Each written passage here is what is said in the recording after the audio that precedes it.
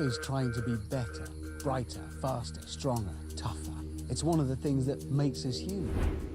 But nature has spent 3.5 billion years producing ingenious answers to life's questions. So a lot of the problems we're trying to solve have already been solved by evolution. Meaning nature is teeming with bright ideas. Like how to keep our cool. Because it's hot. Increase our strength.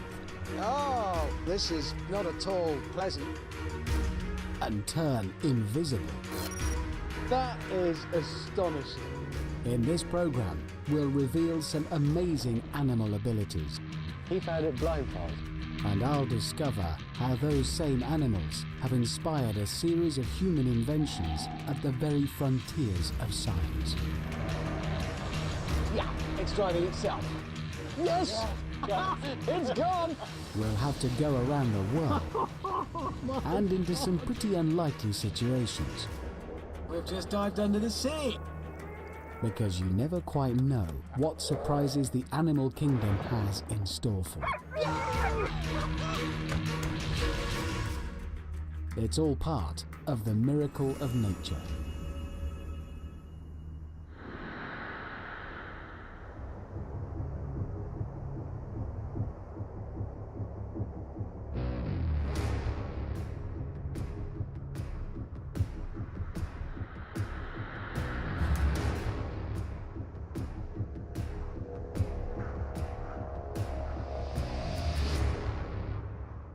We've all dreamed of having superpowers. Abilities far beyond the limitations of our human bodies. Well, believe it or not, the animal kingdom can help. In searing conditions like these, there comes a point when the human body can actually stop sweating. Which is a worry. Because if you can't sweat, you lose the ability to regulate your own temperature. And going more than just a few degrees above normal will start to affect your brain.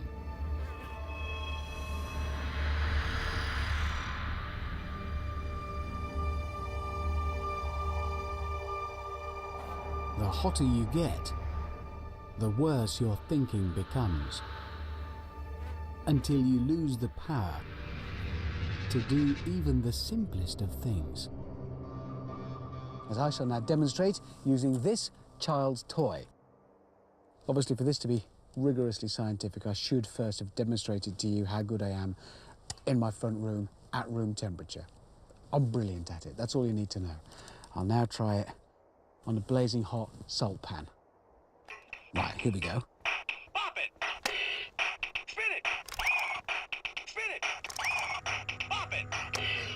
Spin it! Twist it! The idea is that I just copy what the toy tells me to do. Twist it! Twist it! But I seem incapable of following more than 3 or 4 instructions, which even by my standards is bad. Better. What actually is happening is as your brain gets hot, it lets you down in 3 critical areas. First of all, I've forgotten. What actually happens, as your brain gets hot, it lets you down in 3 critical areas. First of all, working memory. That's, in this case, remembering which of these things does what. Then your short-term memory, remembering what the machine's told you to do. And finally, coordination. You might remember what it's told you to do and which one does it, but you've got to get your hand there and use it. Which is why, ridiculous though it might look, for our purposes, this was actually quite a good test of those 3 things at speed. Do some more. Twist it! Down! Stupid toy. Pull it! Now, all right, I realise it might not be incredibly useful for me to be able to master a children's toy in the middle of nowhere. But there are plenty of real-life situations where keeping your brain working when it's hot isn't just desirable, it's critical.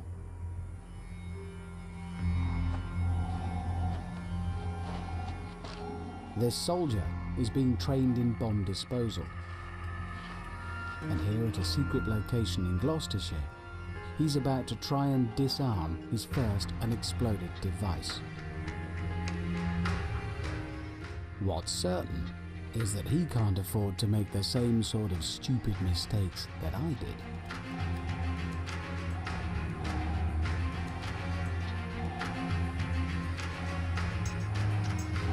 Covered from head to toe in thick protective armour, he's getting very, very hot.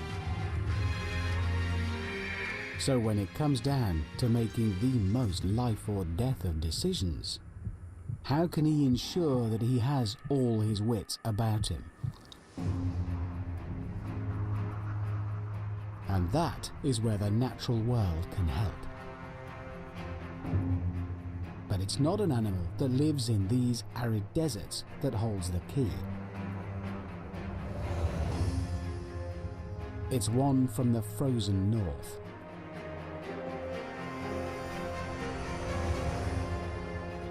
An animal that can survive some of the coldest temperatures on the planet.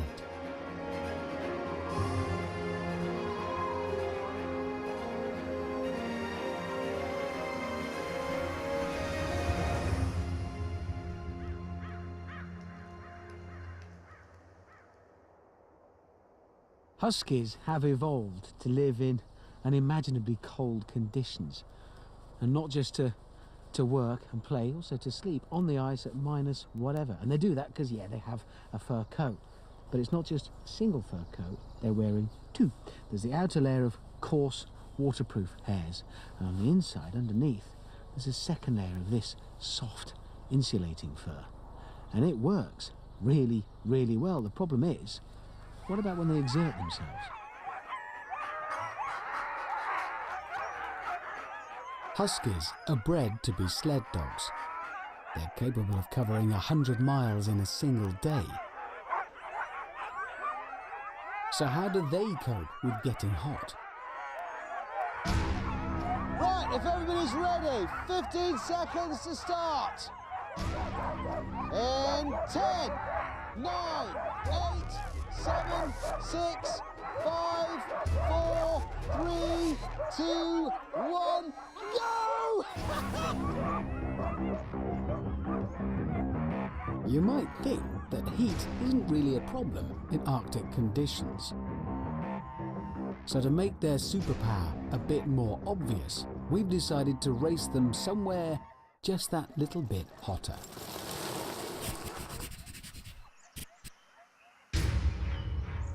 Without the cold snow, the Husky's temperature control is even more important. Especially as they're incapable of sweating through those thick coats.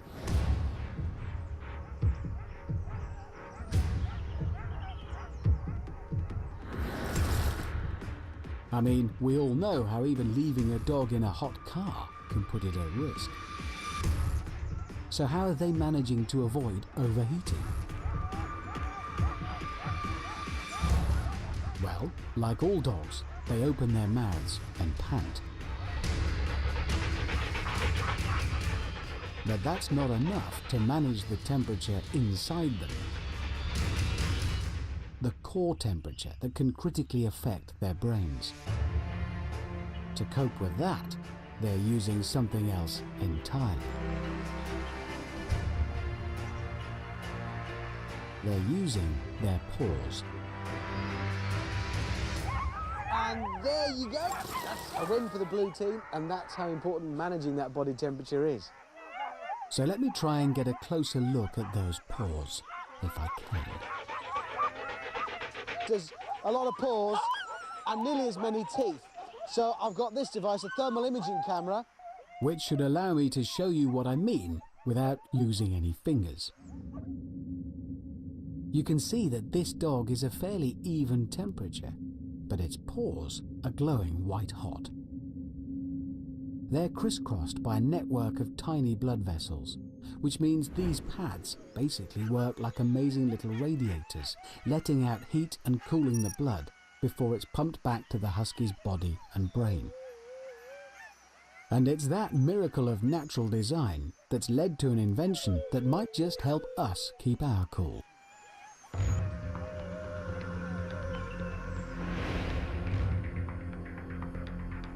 To prove it, we're going to put these 10 men to the same sort of test as the huskies. Like the dogs, their bodies and heads are covered, making it difficult for them to sweat out excess heat. And we're making it just that little bit warmer than they're used to. So, let's get cracking.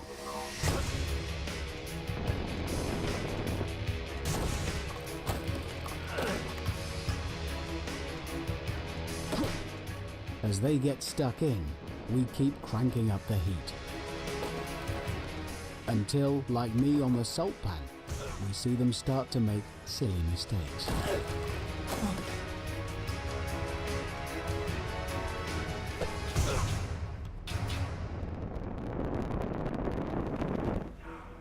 It's at that point we remove 2 men we reckon have overheated the most. Their core temperatures are not dangerously high, but the heat has affected them both physically and mentally.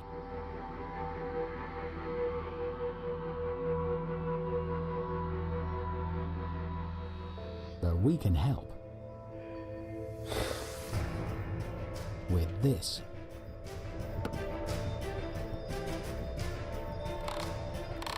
This odd-looking cylinder is designed to cool us down quick. Like a husky's paws, our hands are filled with lots of tiny blood vessels, but they're much deeper under the skin.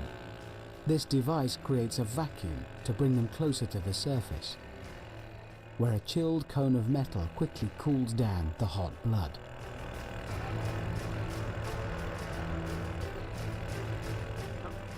You won't see it on the thermal images, they only register heat at the surface, but these gauges represent each man's core temperature, and the effects are dramatic.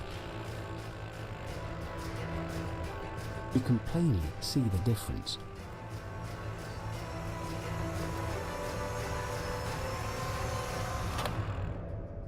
More to the point, they can feel it.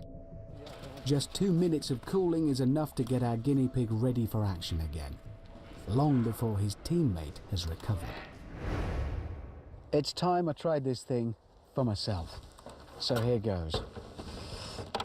That's a good seal to enable the vacuum. The vacuum is important, remember, it's pulling my capillaries in my hand to the surface. They're then closer to contact with the cooling iced water. And the idea of this isn't to cool my hand. It does feel cool right now. It's cooling the blood in those capillaries closer to the surface, which is returning through my body, lowering my core, and more to the point, lowering the temperature in my brain. The quickest way to cool this right now is to cool that. Right, the acid test. I feel sharper and cooler already. Flick it. Pull it. Pull it. Flick it. Twist it. Pull it. Which should be very good news indeed for bomb disposal men like trainee Schroff.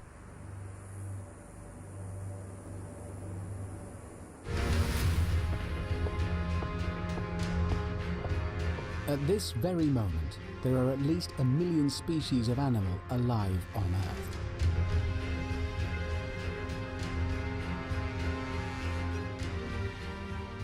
But those are just the ones we've discovered.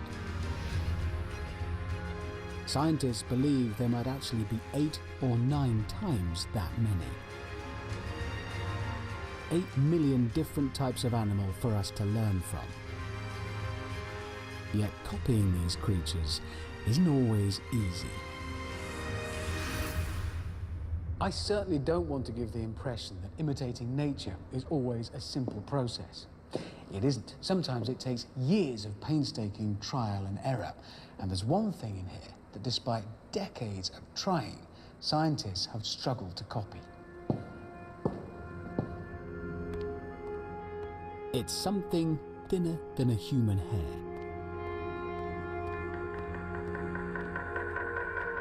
And so light that a strand long enough to circle the globe would weigh less than a kilogram. But unbelievably, it's still 30 times tougher than steel. It's spider silk.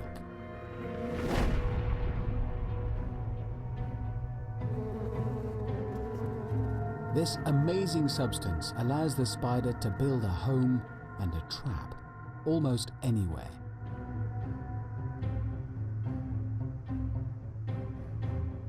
These tiny strands are strong enough to support the weight of the spider that made them and catch a fly in full flight.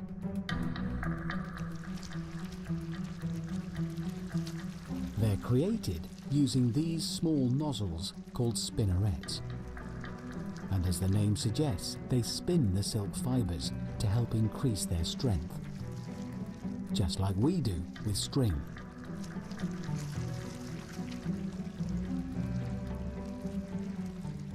And it means the spider's unfortunate victim has no chance of escape. It is a remarkable material, one we've been trying to copy for the best part of 50 years. But the secret to spinning spider silk ourselves is still elusive. In fact, for scientists who copy nature, it's become something of a holy grail. So it's no surprise that they've started to look for alternatives to that grail elsewhere. What is surprising is where they're looking.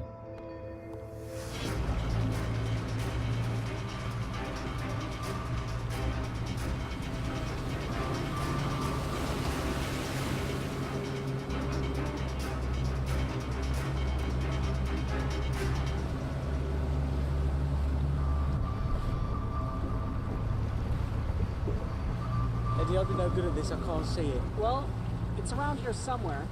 Hey, no one said finding the Holy Grail would be easy. Luckily, I've got marine biologist Eddie Kisfaludi along to help, once we can get past the language barrier. You call them buoys, Nice. don't you? They are buoys, It's yeah. a buoy. It's boys? Yeah. No, boys is like a little kid. No, it's not a buoy. This is a buoy.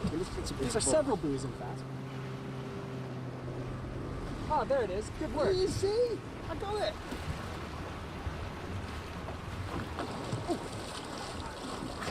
I got it.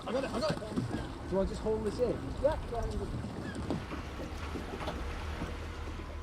Now, if you are remotely squeamish, you might want to look away, because what's at the bottom of this rope isn't immediately appealing.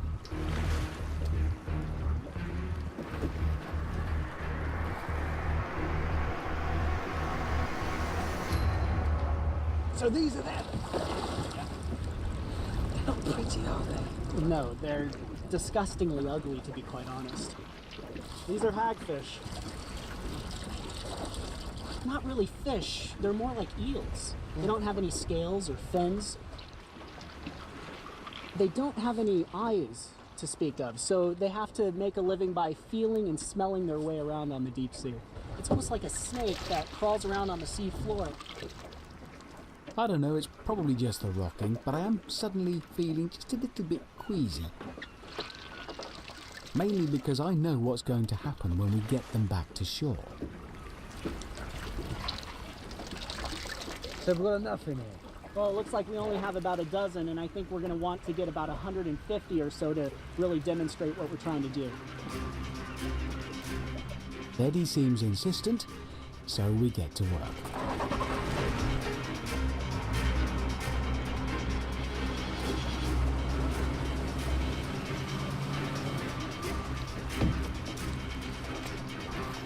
He's put out a lot of traps, and unfortunately, it seems that most of them are full.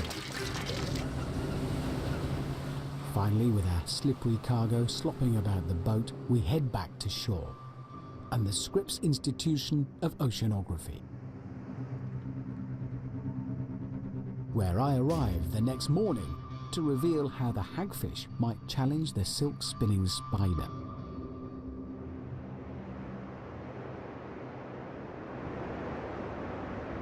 Now, the thing is, it's actually quite easy to persuade a spider to make silk for you. I've done it, in fact.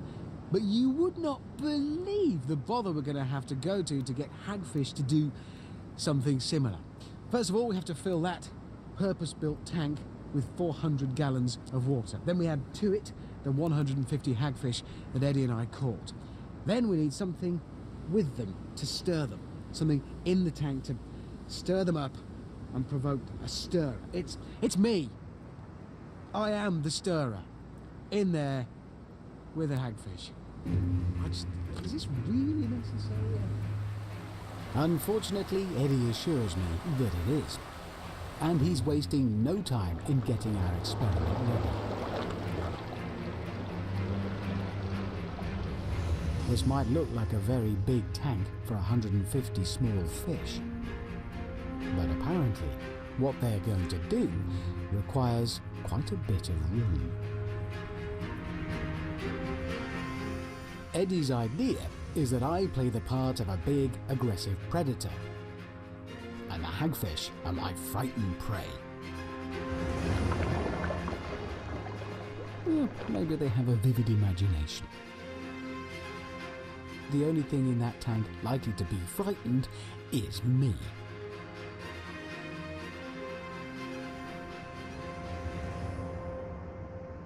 Especially when I see how Eddie intends getting me in there.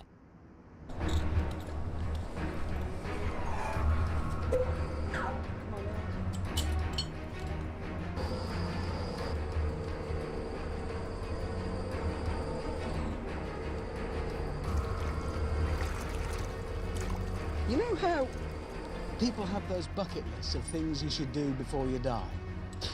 This was never on mine. Yeah. Now, if you thought the hagfish's looks were bad, just wait till you see what their party trick is. Oh. Because hagfish have the power to slime. Big time. That's disgusting. I'm not hurting any of these fish. I am just alarming them. Oh. This is their natural inbuilt response. You see, he thinks I'm a predator after him, so rather than bite or swim away, he just sends out a ton of slime. The point of it is that that slime would instantly clog up the mouth of any fish coming in for a nibble. It's quite a benign way of seeing off a predator, really. I mean, they don't bite. Well, I don't think they bite. Just persuade one of these guys to come and say hello, and actually, if you look, you can see along the side these tiny white holes. They look a bit like mouth ulcers, actually. And that's where it makes the slime to protect itself. And you can see now why we needed such a big tank. Apparently just one of these fish can make enough slime to fill a bucket of water in seconds. So they produce a lot of this stuff just to make sure they don't get eaten by something else. I mean, it would put me off, to be fair. I'm not hungry. This is a lot of slime in here now. Oh. Now, this might look pretty disgusting, and to be fair, in fact, it is. But there's a good reason why we're doing this, not just have a laugh at my expense, because it's about the slime, and it's about what the slime is actually capable of. It's probably time I got out now. Yeah. Let's get me out of here. It's... Oh, this is not at all pleasant. It's not nice.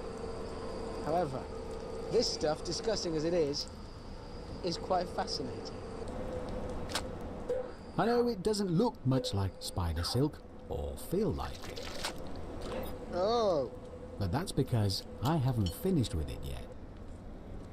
To turn this into something that can compete with spider silk, I need to put it on my special hagfish slime hanger.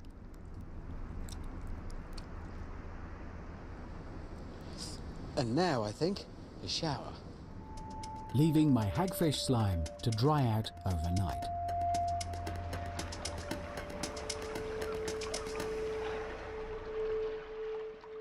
So what exactly is in this slime? Well, basically it's seawater containing tiny strands of protein, represented for the purposes of this demonstration by, well, bits of wire. But here's the thing that's getting scientists excited. If spider silk were to be represented by pieces of wire, each of these strands would look more like this. Because spider silk is already pre-spun by the spider's spinnerets.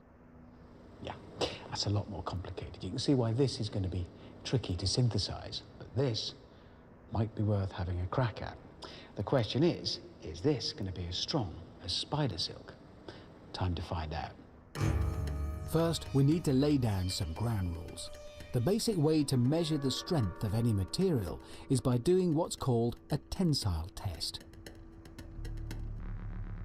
It's not complicated in theory. This machine stretches the fibers until they snap. And the results are carefully measured.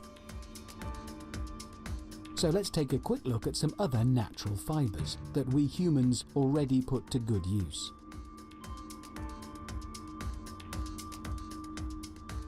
Wool breaks at a force of around 28 ounces.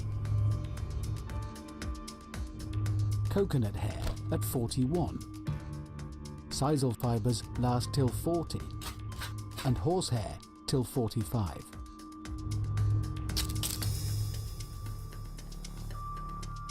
Spider silk, though already spun and much finer, manages a whopping 70 ounces.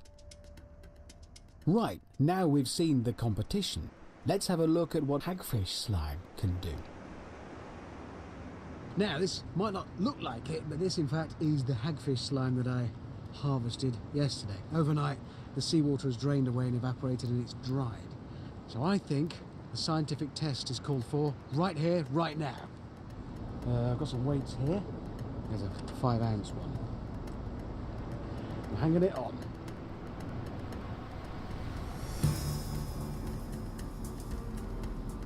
$10 ounces.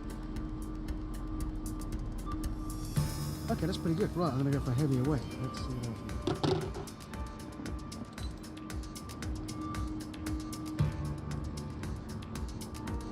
16 ounces. Okay, this next weight is the point that the wool snapped. That's a 28 ounce weight right there. Right. Oh, there it is. And bear in mind, the fibers right now are just hanging straight down. To make something stronger, normally you'd twist it, wind the fibers around. That's just straight. Okay, so now we're on 40. That's sisal gone. 45. And horsehair. And we're up near spider silk territory. 55 ounces, and I've run out of weight. Okay, it's not the most scientifically rigorous of tests, and it may be a while yet before you pull on your brand new hagfish sweater. But the fact is, this could be really useful. Because many of the man-made threads are made from oil, and we know that might not be around forever. If artificial hagfish slime could take their place, then that would make it a very big deal indeed. No one is synthesizing hagfish slime just yet, so I can't show you anything actually made from it. But one day it could be used to make everything we once wanted to make using spider silk: ropes, parachutes, suspension bridge cables, artificial tendons, clothes. Anyway, it's not every day you find the Holy Grail. It's not just spiders and hagfish that have something to teach us about strength. There is one creature that's found in every corner of the globe, a type of creature that outnumbers all the other animals alive on Earth, outnumbers them by more than 3 to 1. They're known as arthropods.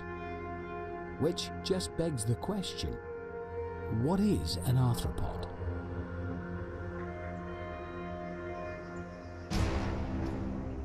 Well, this crab is one. So are these. In fact, all crabs and lobsters are arthropods. And all spiders. And all insects. So what do they have in common? Well, it's the fact that they have an exoskeleton.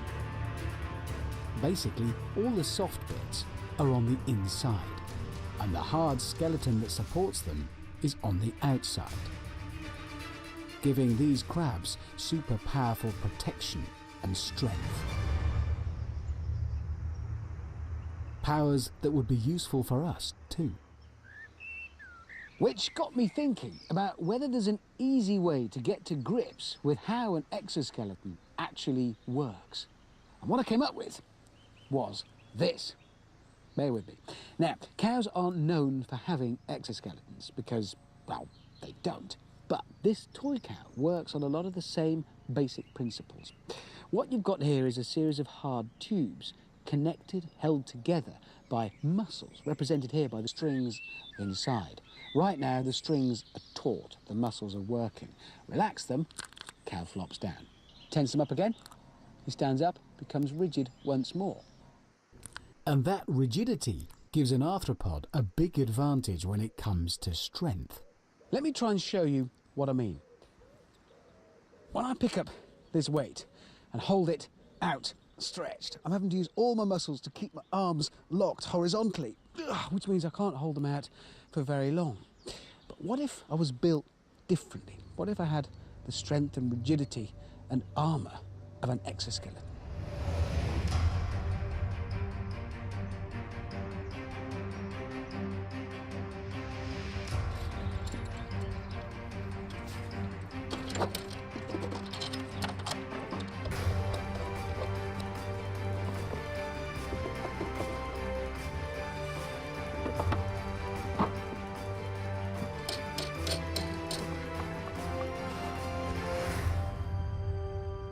This is the patented Hammond exoskeleton. It's not really patented. Neither is it technically an exoskeleton because I'm inside it and I have a skeleton inside me. But I'm going to try and make my internal skeleton irrelevant here. My job is just to tense and hold these pieces together. So let's see if this setup makes it easier to hold those weights outstretched.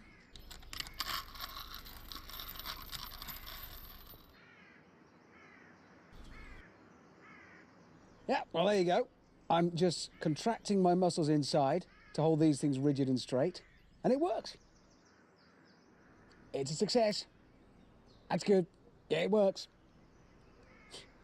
Yeah, it works. Maybe it's worked enough. Yep, I think point proven.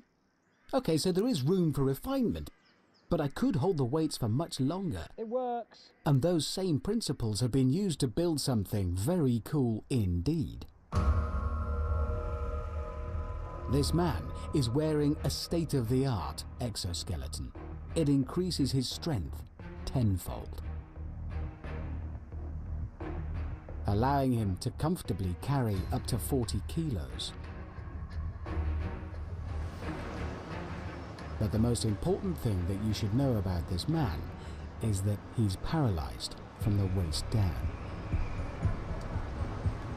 The way people look at me when I'm in my wheelchair is they look down upon me. They see the wheelchair moving, they don't see the person.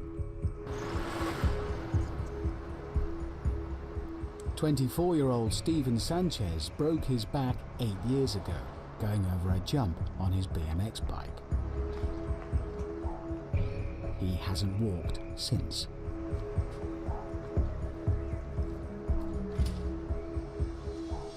But today is going to be the day that all that changes. He's been summoned to an unprepossessing looking basement under the University of California, and what's inside this room will change his life.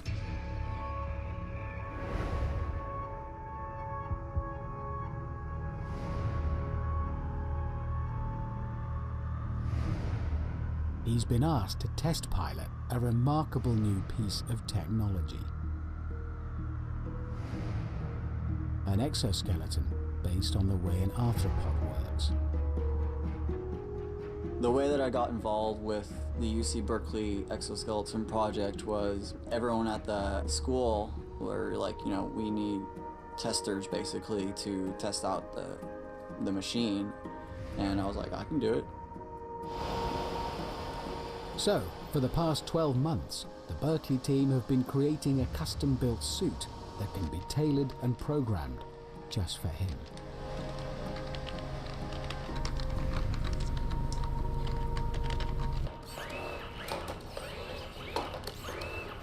These are Stephen's new legs.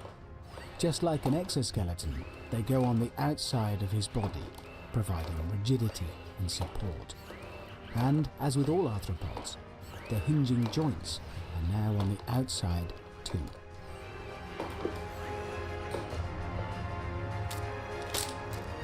Time to try it.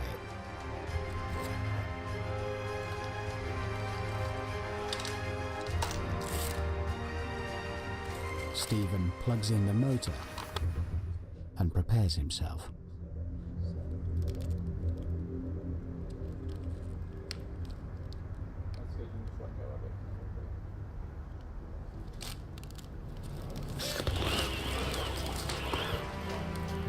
It's good, man.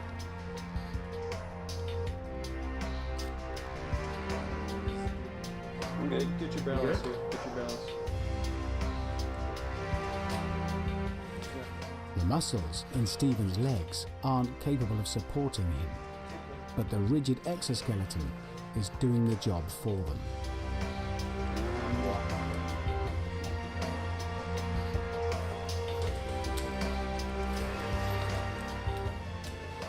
These are the first steps Stephen Sanchez has taken for 7 years, and they feel pretty good.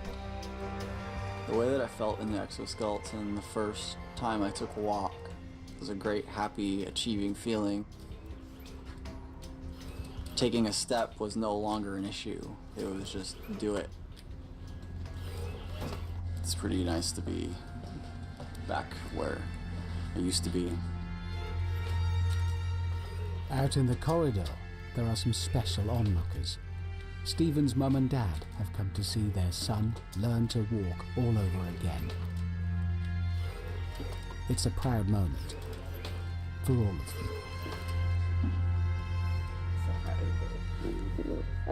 them.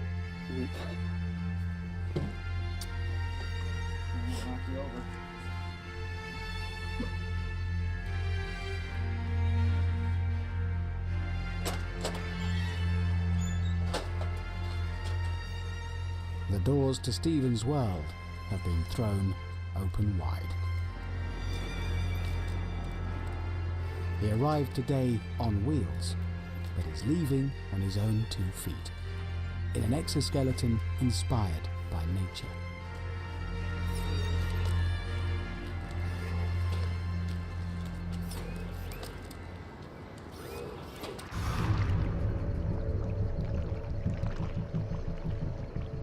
A major part of the miracle of nature lies in its infinite variety.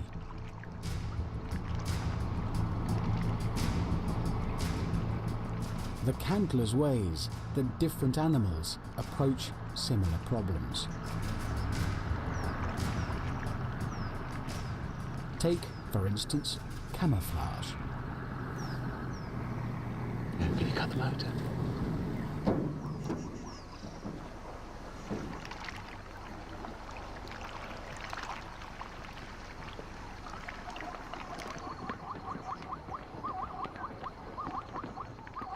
You could easily believe that a zebra's stripes were designed to make it obvious, stands out like a pony in pajamas. But in fact, they act as camouflage in several different ways. The vertical wavy lines are great for hiding amongst tall grasses. And they break up the animal's shape, its silhouette. And when they're in big numbers in the herd, it's actually very difficult for a predator to make out an individual animal to go for. They just see a confusing jumble of stripes.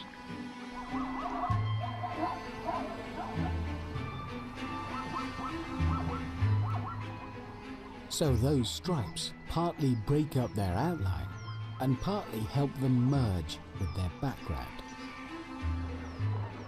And that's the way we've tended to do camouflage too. Take something you want to hide.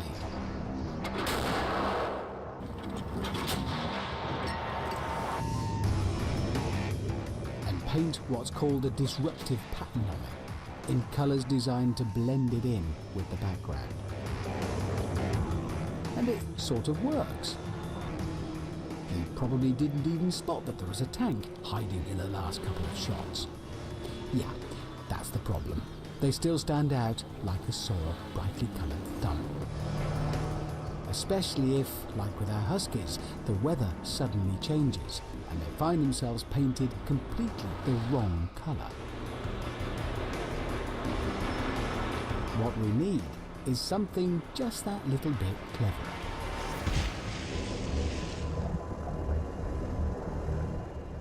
And this is it. The cuttlefish has taken camouflage to the next level. They can change their colour, shape and texture to blend in with the background. It's hard to believe it looking at these pictures, but all these cuttlefish are exactly the same species. They're simply changing their appearance depending on what's around them. It's called adaptive camouflage, and it's perfect for hiding from both predators and prey.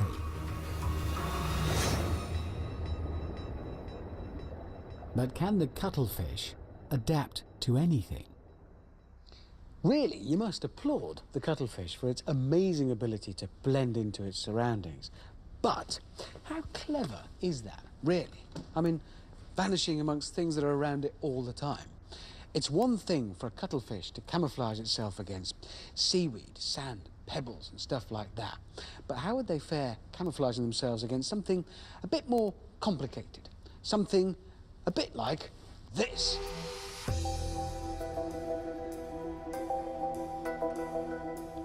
Yeah, I know it's hardly grand designs, but I've gone for this rather lurid decor for good reason. I want to see how the cuttlefish tackles something a bit more challenging, so I've chosen stripes, chessboard and some old-style chintz. Okay, time to see how they cope. Let's get our cuttlefish settled in and dim down the lights. He's having a look at it.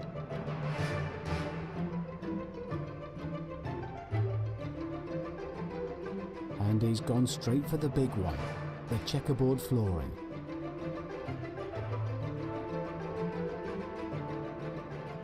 And amazingly, I think he's having a crack at it. There's definitely the beginnings of a checkerboard there. He's not quite lined up right, but, you know, still impressive. Right, what next?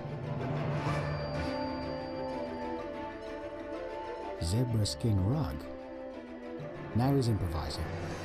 Let's get him back to the task in hand. Now that's more like it. He's blending into the chaise longue, a treat. But notice one thing. He's not camouflaged with what he can see in front of him. He's camouflaged with what's underneath him.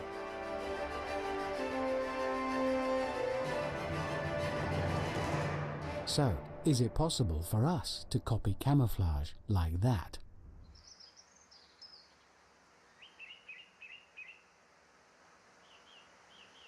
It's me. I'm in front of you right now, but I'm invisible. See, that's me. And I'm wearing my sandwich board of invisibility. It's my own creation. Let me talk you through it. On the front, we have an LED flat screen TV. On the back, there's a camera.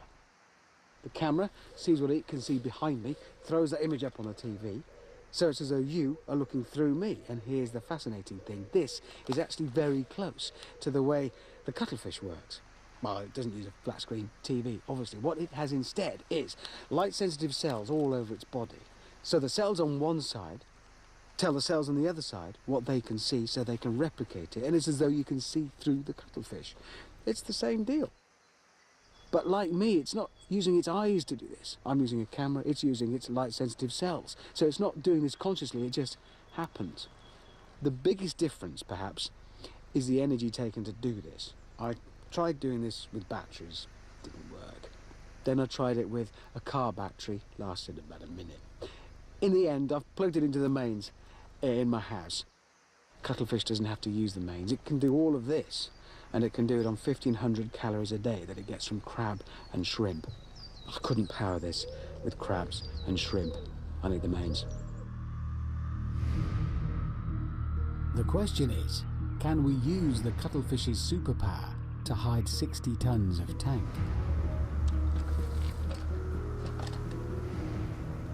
Well, not exactly. Engineers haven't worked out a way for a tank to be quite as camouflaged as a cuttlefish, at least in daylight. But with the help of these special tiles, they have worked out a way to make it invisible at night.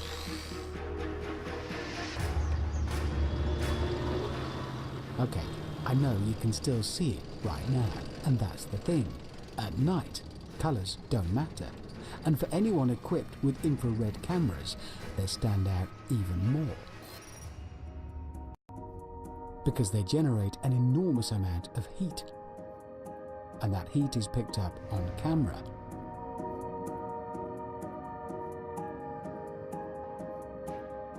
Which is where the special panels come in. Because you just watch what happens when they turn them on.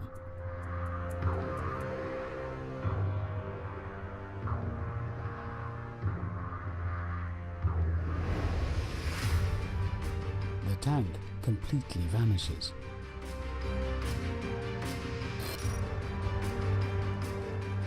The panels read the background temperature and then display the same heat signature on the front, just like the cuttlefish does with colour.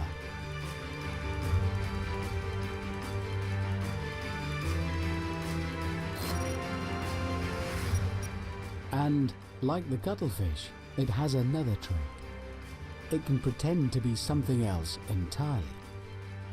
In this case, it's impersonating a small family saloon. Astonishing. An invisible tank based on cuttlefish camouflage. Not bad for a quiet evening in. The power of invisibility is obviously quite an attractive one. But there is another animal superpower that does the exact opposite. It makes the invisible visible.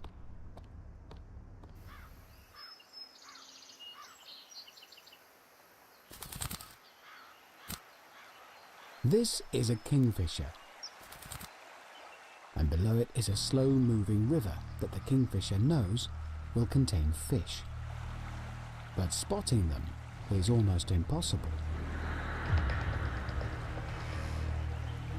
There's so much glare and reflection on the surface that you can't see a thing underneath it.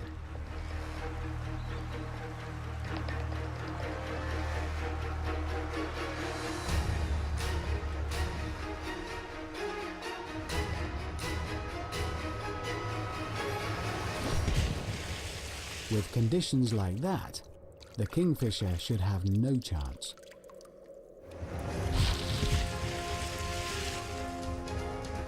But it does.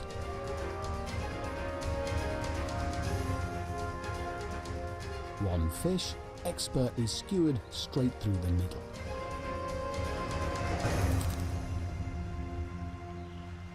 And it's only possible because kingfishers have a superpower.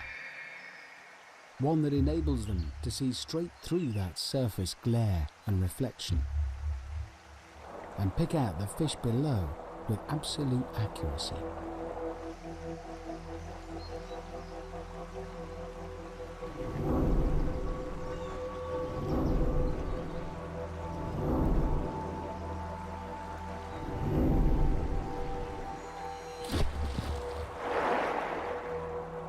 And if you think that the kingfisher is simply spotting the fish once it's dived underwater, then take a look at that same dive at normal speed and see just how quickly it all happens.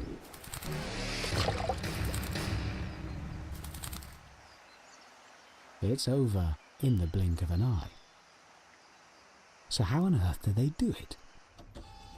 You know how when human beings reach a certain age, they end up with one pair of glasses for reading, another pair of glasses for watching TV, and then another pair of glasses for driving, and another pair of glasses just for finding their glasses? Well, think of it this way. It's as though the kingfisher has all of those pairs of glasses, but it can wear them all at the same time by putting them in different places around the lenses of its eyes. That's why you never see a kingfisher with its glasses on its head asking where its glasses are. And in fact, it's even more sophisticated than that, because it also has a series of coloured lenses by means of which it can filter out very specific wavelengths of light to enhance its ability to, say, see through water. These coloured lenses are actually oil droplets. By magnifying a kingfisher's eye 1,000 times, you can clearly see them. And they sound like quite a useful superpower. So we're going to scale the whole thing up a bit.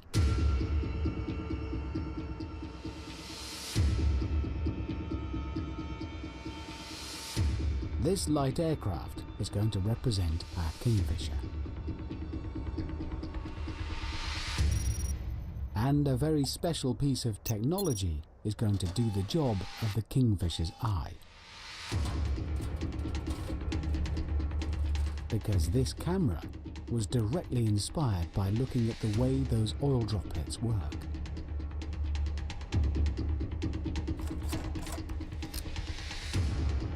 But instead of spotting minnows from a branch just above the water, we're going to be flying at 1,000 feet.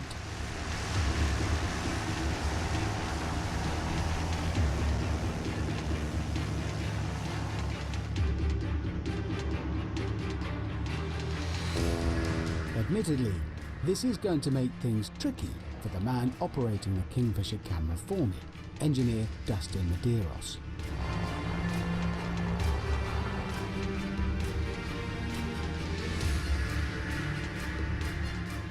So to give him a chance, we've scaled the fish up a little bit too. From 4 centimetres long to a whopping 15 metres. 35 tons of humpback whale.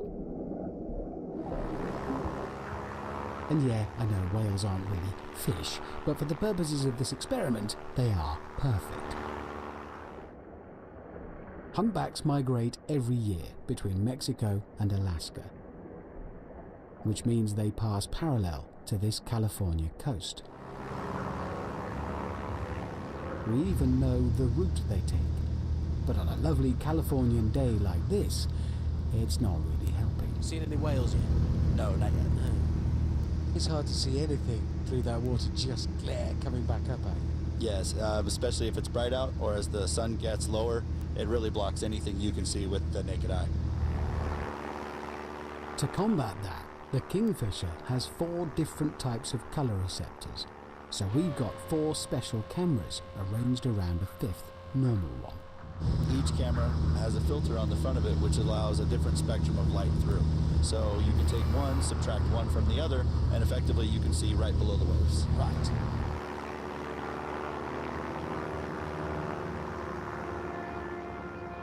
We're making our way out to the Whale Superhighway, a strip of ocean where the humpbacks make their 10,000-mile round trip. Right now we should see them moving from south to north from Mexico.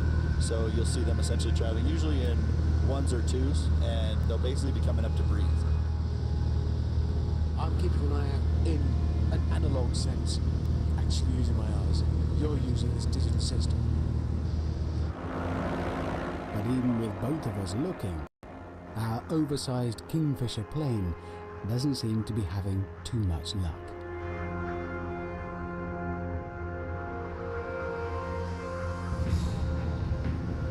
And then we get one. There you go. There they are. Right there. This view from the ordinary camera mimics pretty much what I was seeing with my naked eye. But turn in our digital oil droplets and our Kingfisher cam sees something very different indeed.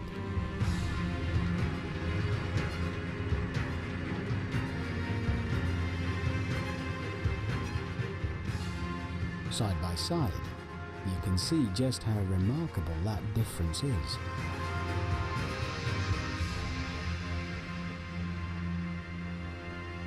It is kind of appropriate, really. We were using a piece of technology inspired by a kingfisher's eyes to do pretty much what a kingfisher does, spotting things in the water from the air. It's just that we were a lot higher up, going a lot faster, and the things we were spotting were a lot bigger.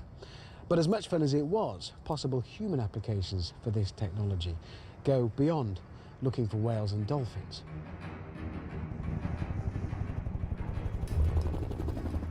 Already, the designers are looking into applying Kingfisher tech to air-sea rescue. Last year, over 5,000 people were successfully rescued from British waters. But a further 300 lost their lives, or were never recovered. This camera could change all that, thanks to the Kingfisher, the last of our miracles of nature. In these 3 programs, we've been able to look at just some of the many ways in which nature has provided the inspiration for us to solve our problems and meet our needs. But what interests me is, what does the future hold? How many more times will we discover that the problem we've been scratching our heads over has already been answered by nature?